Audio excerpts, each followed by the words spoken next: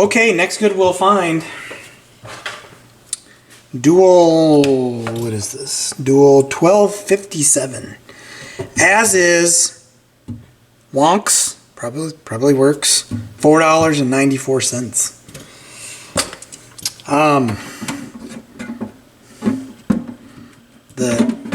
This wonderful packing tape was used to secure the dust cover. So, not real excited about that. It's going to be a chore to remove.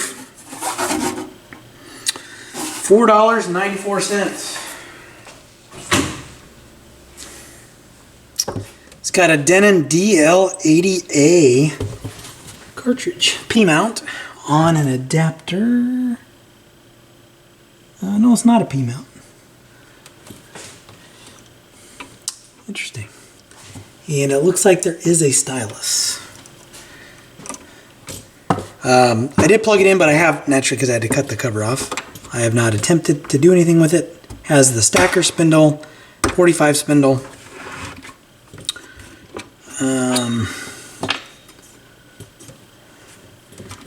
This is belt drive. I bet the belt is gone. Let's see. Oh my gosh, look at that. The damn thing works.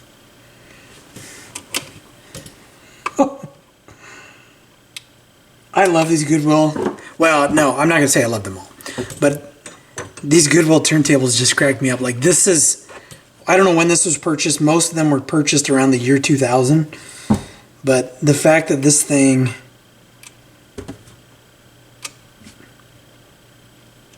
and it's holding, I mean, that speed is like dead on. Oh, and it's starting to waver just a little bit. Wow, look at that. Alright, so let's see. It says start. And this is automatic. So go over. That doesn't seem right.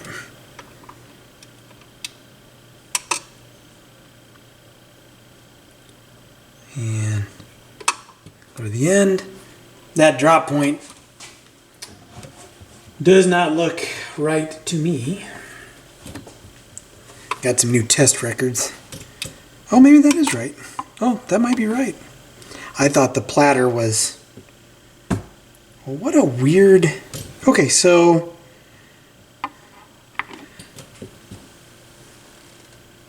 The record covers the strobe.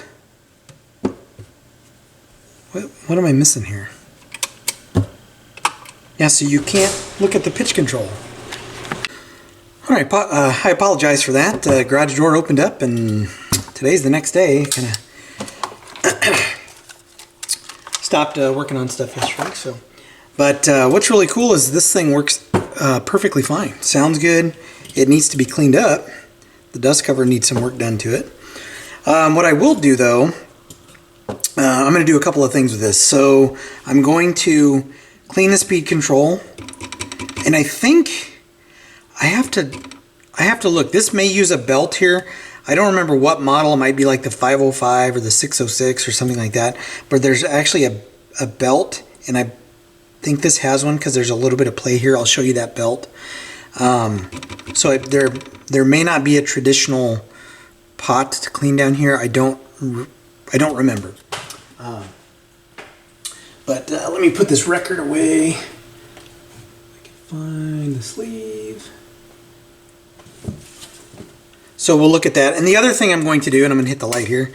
The other thing I'm going to do is, this is a Denon DL80 moving coil cartridge.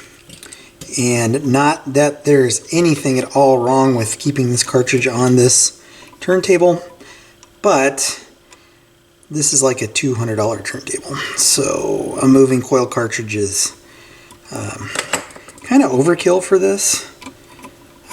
So I'm going to put kind of a more appropriate cartridge on here.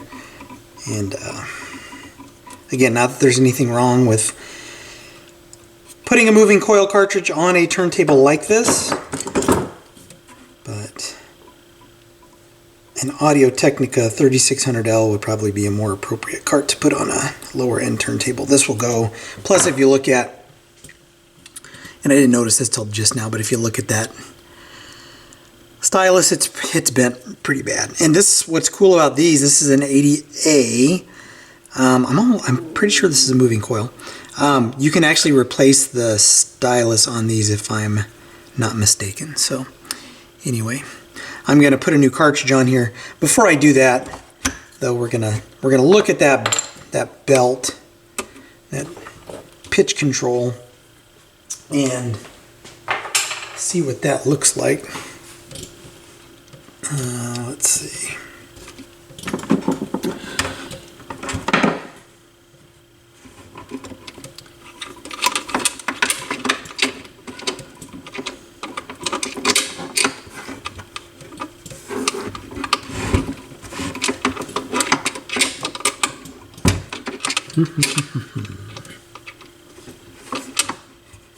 Trying to, there we go. It's like it didn't want to move for some reason. So let's look at this design. Just gonna flip this over here and show you. Get my bearings. Yeah, so right here, see if I can zoom in there. Get some light on that. So you can kind of see the belt here. So this belt is what adjusts the speed. And you turn that belt, and what happens is, if I remember right, zoom out. If I remember right, it raises and lowers the spindle. I think that's right. Or the belt position on the spindle.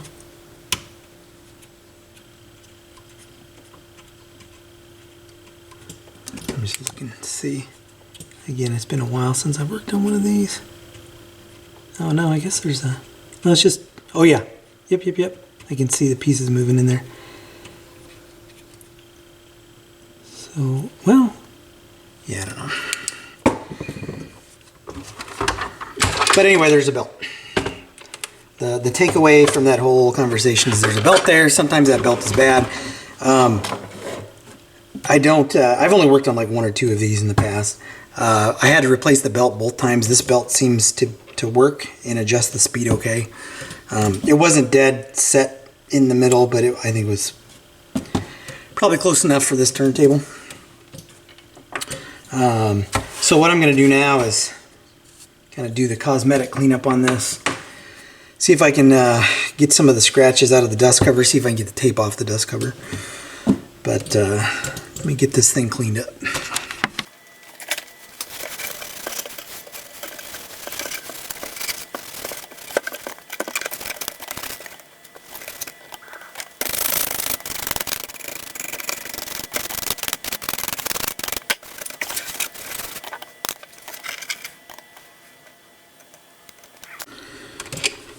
Alright, so this is cleaned up pretty nice. I'm going to check that pitch control position just to make sure it's alright speed-wise. I don't like it. If it's to the extremes, then I'll work on looking up the adjustment procedures for that. But do your thing. Dang, I missed some gunk down here.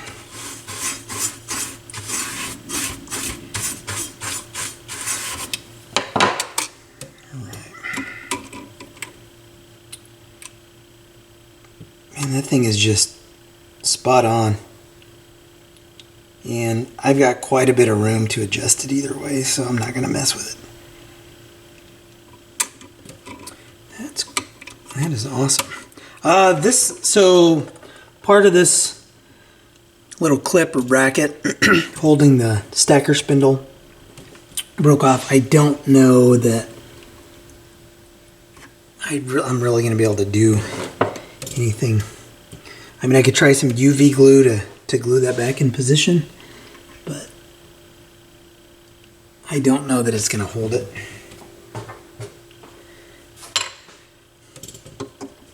And I mean, it seems it holds it just fine, so I'm going to leave it.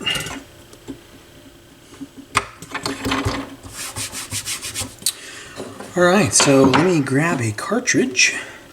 Put a cartridge on here. So these have a sled, right, or an adapter, I should say. And I don't know. I think these came with a proprietary cartridge, and to put a different cartridge on it, you had to buy this adapter. I believe I'm remembering that correctly. Again, I've never worked on a 12. I don't recall working on a 1257, but I've worked on 505s and 606s. But I'm going to pull the denon off of here.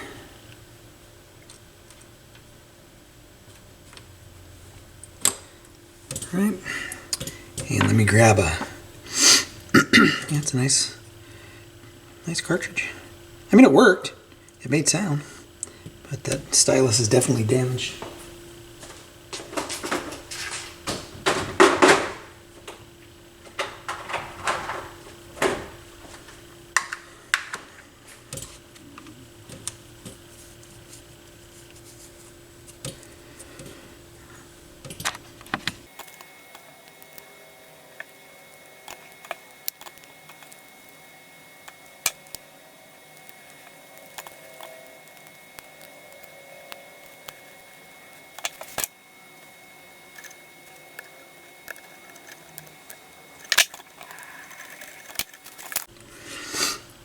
Alright, new cartridge installed. These run pretty heavy, so I typically will start them at 2.5 grams. Alright, so that's the tracking force. And let's zero this out. Okay. So it's at 0 when you can push down and it comes up, and when you pull up and it comes down, right? So it kind of ends up floating there in the middle. So now we can apply our tracking force to it. And again, I started 2.5 on these. You can run them pretty heavy. And then anti-skate is up here. Conical, elliptical, depending upon the type of, I think this is, no, I think these are conical. I have to check. I don't know if this is conical or elliptical, or if that even really. I've adjusted these before using my alignment disc, and sometimes it makes a difference, and other times it makes zero difference in terms of sibilance and tracking on that test disc. And there's some tape residue I'm going to have to get rid of on this. So what I'm going to do now is I'm going to put a record on and listen to a record while I work on the dust cover. So just to review what the dust cover looks like. It's got this packing tape all over it.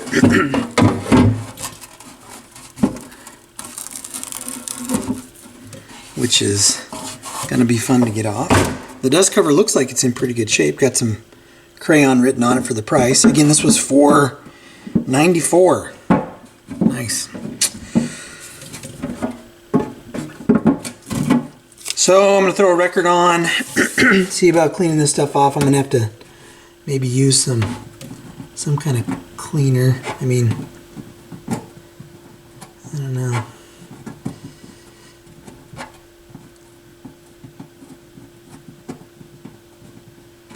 Yeah, I don't know. I have to find some stuff that works, but it's pretty sticky. Hopefully it doesn't leave any permanent marks.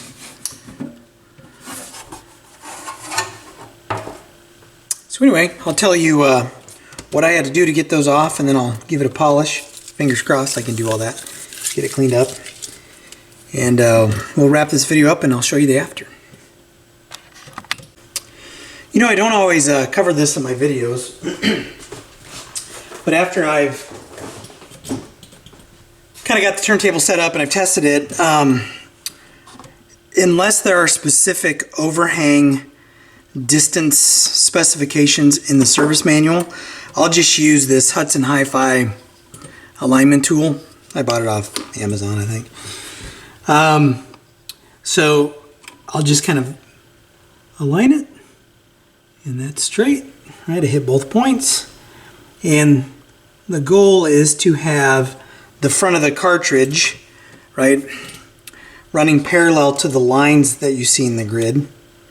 And then if it's not, you adjust by either moving the head shell that way or the cartridge that way, or that way, right? You don't twist it, but if you move it right back and forth, you can typically align it. This one was spot on. So just checking that one.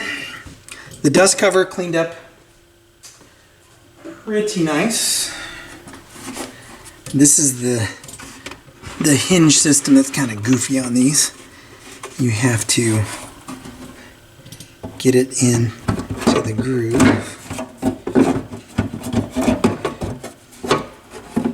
Like so. But check this out. I mean, isn't that cool? For $4.94 back, you know, probably around the year 2000 at a thrift shop. Man. If I found these for $4.94 today, I'd buy them even in much worse condition than this. There is a little bit of residue. I don't know if you can really see it. And there are some scratches on here, but I mean, it polished up. I think it polished up really nice. So what I'm going to do now is I do have to remove the residue on the sides. Goo Gone just peeled that stuff right off, so that was nice. And this is just vinyl veneer. So I have a little bit of residue to clean up on the sides. I'm going to test the stacker as I'm working on some other stuff just to make sure that it is working. But if you don't see another segment, that means the stacker's working, and I have no reason to believe it won't be. But I think for now I'm going to wrap this video up. So this was the Dual 1257. I think I actually have another one of these that I have to work on. It might be a different one. I don't know. I still have like 15 turntables. I had to take kind of a break from them for a little bit. So anyway, as always, if you like what you see, hit like, hit subscribe. Catch you in the next one.